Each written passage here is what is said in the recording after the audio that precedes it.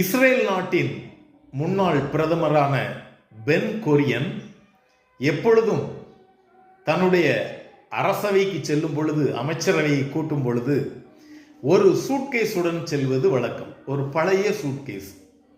எதிர்க்கட்சிகள் அனைவரும் அவரை குற்றம் சாட்டினார்கள். இந்த சூட்கேஸிலே அதிக பணம் பெற்று செல்கிறார், ஊழல் செய்கின்றார் என்று குற்றம் சாட்டினார்கள்.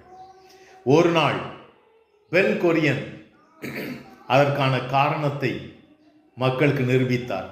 அந்த சூட்கேஸை திறந்து காட்டினார். உள்ளே ஒரு பழைய கோட்டும் ஒரு சின்ன கோலும் இருந்தது. உடனே பென் கொரியனிடம், இது ஏன் இதை வைத்துக்கொண்டு இந்த பழைய சூட்கேஸை தூக்கி கொண்டு திரிகிறீர்கள் என்று கேட்டார். உடனே அவர் பதிலளித்தார், நான் பிரதமராவதற்கு முன்னதாக சிறு வயதில் ஆடுகளை மேய்த்து வைத்தேன். ஆடுகள் மேய்ப்பதற்கு இந்த கோலும் இந்த கோட்டும் எனக்கு உதவியாக இருந்தன. அதை மறக்கக்கூடாது என்பதற்காக அதை இன்னமும் என் நினைவில் வைத்திருக்கின்றேன். பதவியும் அதிகாரமும் வந்தாலும் நான் பழையதை மறந்துவிடக்கூடாது என்பதற்காக இதை எங்கு சென்றாலும் தூக்கிச் செல்கிறேன் என்று சொன்னார்.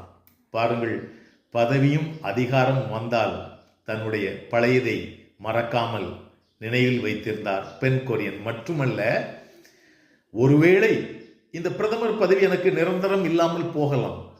பின்னர் ஒரு நாளில் திரும்பவும் ஆடு மேய்க்கும் சூழல் எனக்கு ஏற்படலாம். அப்பொழுது இந்த கோட்டும் இந்த கோலும் எனக்கு தேவைப்படலாம் அல்லவா, அதற்காக வைத்திருக்கின்றேன் என்று சொன்னார். எதிர்க்கட்சியின் மனிதர்கள் அனைவரும் வெட்கி தலை குனிந்தனர். நன்றி.